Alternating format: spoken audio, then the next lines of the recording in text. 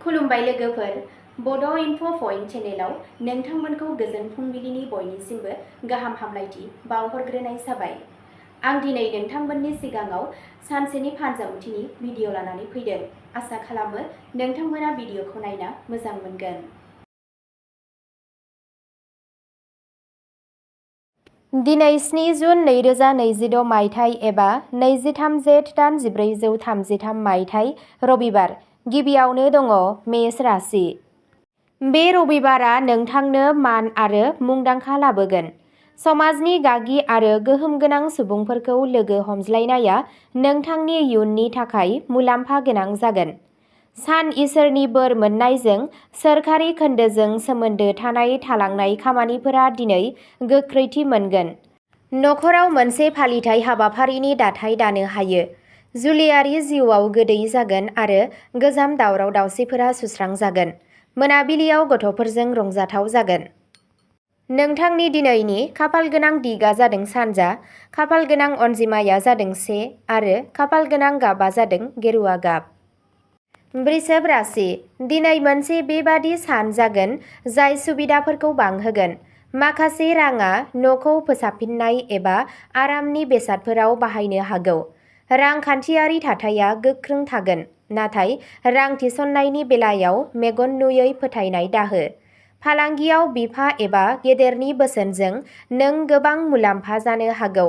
बिमानि सावस्रिया साबसिन जागोन। नोंथांनि गोसोआव थानाय जायखिजाया गोनो गोथो एबा गोनो गोथोआ दिनै जोबगोन।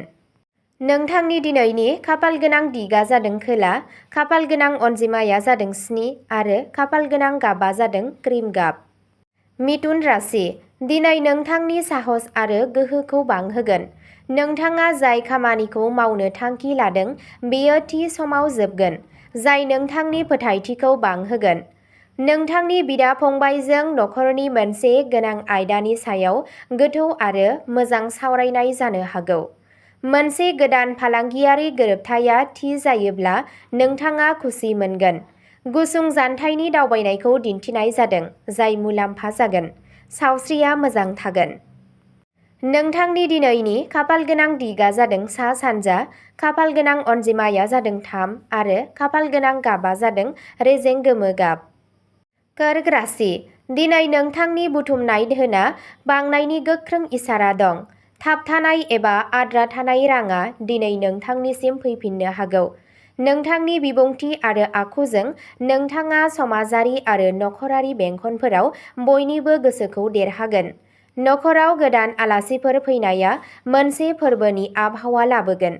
जानाय आदारनि सायाव जर'खा नोजोर हो, मानोना उदैनि मोनसे फिसा जेंनाया नोंथांखौ जेंनायाव खोख्लैनो हागौ। नोंथांनि दिनैनि खाफालगोनां दिगा जादों साहा, खाफालगोनां अनजिमाया जादों 9 आरो खाफालगोनां गाबा जादों गुफुर गाब। सिंह राशि। दिनैनि साना नोंथांनि थाखाय गोहोजों बुंफबनाय जागोन। समाजाव नोंथांनि अनसाय आरो मान-सन्मानआ गोबाङैनो बांगोन। नोंथांनि जिउ राहायारि बिथिङाव नोंथाङा मोनसे गिदिर थिरांथा लानो खाबु मोनगोन, जाय इयुनाव मुलाम्फा गोनां जागोन। नोंथांनि जिउनि लोगोरिनि आबुं मदद आरो अननायआ नोंथांनि गोसोखौ गोजौ लाखिगोन। हाबा जायै सुबुंफोरनि थाखाय दिनै मोजां जुलिनि थांखि फैनो हागौ। नोंथांनि दिनैनि खाफालगोनां दिगा जादों सानजा खोला, खाफालगोनां अनजिमाया जादों 5 आरो खाफालगोनां गाबा जादों सना गाब। कन्या राशि। दिनै एसे सांग्रां जानानै आवगायलांनायनि सान। गोबां खरसानि थाखाय नोंथांनि रां बावजाया गोहोम गोग्लैनो हागौ, बेनिखायनो नाङै खरसाखौ सामलाय। रावबो सिनायमोनै सुबुंनि सायाव थाब फोथायनो नाङा, नङाब्ला खहा जानो हागौ।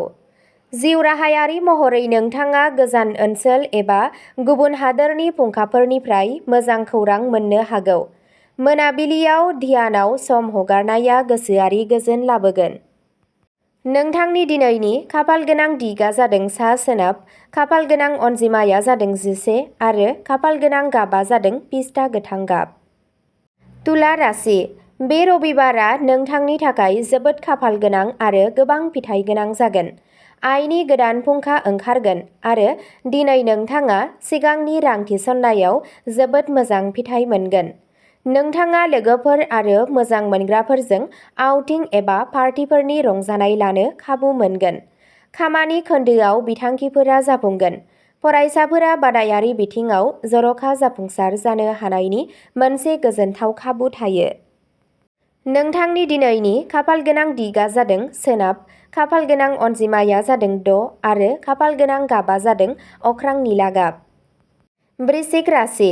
दिनैनि साना नोंथांनि खामानि थिलि आरो जिउ राहायाव दावगानायनि गोदान लामा बेखेवगोन। खामानि मावग्रा रोंग'साफोरा गोजौ थाखोनि मावख'गिरिफोरनिफ्राय आबुं सुबुरुन मोनगोन। फालांगियाव मोनसे गिदिर अर्डार मोन्नानै गोसोआ गोजोनगोन। नोंथांनि बिफाजों नोंथांनि सोमोन्दोआ आरोबाव गोख्रों जागोन आरो बिथांनि बोरा नोंथांनि खामानियाव हेफाजाब होगोन। समाजारि खामानिफोराव नोंथांनि बिहोमाया बांगोन। सावस्रिनि बेलायाव साना जोबोद मोजां जागोन। नोंथांनि दिनैनि खाफालगोनां दिगा जादों खोला सोनाब, खाफालगोनां अनजिमाया जादों 2 आरो खाफालगोनां गाबा जादों रोजा गोजा गाब। धनु राशि। खाफालनि आबुं मददजों नोंथांनि थालांनाय गासैबो खामानिफोरा दिनै गावनो गाव आबुं जागोन। धोरोमारि आरो फालिथाय हाबाफोराव नोंथांनि गोसो दुंनाया बांगोन, जायनि फिथाइ महरै गोसोआरि गोजोननि मोन्दांथि मोनगोन। गोजौ सोलोंथाइनि फारसे खामानि मावनाय लाइमोनफोरा माबा मोनसे मोजां खौरां मोननो हागौ। मोनसे गोजोनथाव गोलाव जानथायनि दावबायनायनि इसारा दं। आजै-आजौनि सम्फथिजों सोमोन्दो थानाय जायखिजाया दावराव-दावसिखौ दिनै फोजोबनो हायो। नोंथांनि दिनैनि खाफालगोनां दिगा जादों सानजा, खाफालगोनां अनजिमाया जादों 8 आरो खाफालगोनां गाबा जादों गेरुआ खमला गाब। मकर राशि। दिनै नोंथांखौ एसे सांग्रां जानो बोसोन होयो। गारि सालायनाय समाव जर'खा नोजोर लाखि आरो हाखु-दाखुनिफ्राय गोजानाव था। राङारि लेनदेनजों सोमोन्दो थानाय समाव एबा जायखिजाया गाहाय राङारि खाख्रिफोराव सागान होनाय समाव रोंग'थि गोनां सुबुंफोरनि सुबुरुन लानो गोसोआव ला। थाखोमानाय सुथुरफोरनिफ्राय सांग्रां था, थेवब्लाबो बिसोरो नोंथांखौ खहा खालामनो हानाय नङा। इसोरखौ खुलुमनाय आरो ध्यान खालामनाया नोंथांखौ इसिङारि बोलो आरो गोजोन होगोन। नोंथांनि दिनैनि खाफालगोनां दिगा जादों खोला सानजा, खाफालगोनां अनजिमाया जादों 14 आरो खाफालगोनां गाबा जादों रोजा सिलर गाब। कुम्भ राशि। हाबा जानाय जिउ आरो लोगो नांज्लायनाय खामानिफोरनि थाखाय दिनैनि साना जोबोद गोजोनथाव जागोन। नोंथांनि जिउ लोगोरिजों जायखिजाया गोजाम दावराव-दावसि जानाया दिनै आबुङै जोबगोन आरो गावजों गाव मोजां मोनलायनाया बांगोन। फालांगियाव गोदान बाहागोदारि दाजाबदेरनाया खामानिखौ बांहोगोन। समाजारि बिथिङाव नोंथांनि मान-सन्माना बांगोन। गथ'साफोरनिफ्राय माबा मोनसे मोजां खौरां मोनब्ला गासै नखराव गोजोननि आबहावा सोमजिगोन। नोंथांनि दिनैनि खाफालगोनां दिगा जादों सोनाब-साहा, खाफालगोनां अनजिमाया जादों 4 आरो खाफालगोनां गाबा जादों आकाहि गाब। मीन राशि। दिनैनि साना सुथुर आरो बेरेखा हानजाफोरनि सायाव नोंथांनि देरहानायखौ रोखा खालामगोन। बिजिरसालि एबा सम्फथिजों सोमोन्दो गोनां गोजाम आयेनारि केसफोराव नोंथांनि फारसे मोजां दावगानाय जागोन। जायखिजाया गोजाम दाहारनिफ्राय उदां जानायनि लामाया गेवगोन, गोसोआरि बजाखौ खमायगोन। नोंथाङा बिमानि फारसेनिफ्राय हेफाजाब एबा मुलाम्फा मोननो हागौ।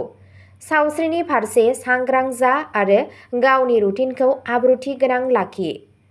नोंथांनि दिनैनि खाफालगोनां दिगा जादों साहा, खाफालगोनां अनजिमाया जादों 18 आरो खाफालगोनां गाबा जादों गलापि गाब। अब्ला दिनैनि राशि फरायथिनाय एबा फानजामुथि फरायथिनाया एसेनोसै। गोजोन्थों।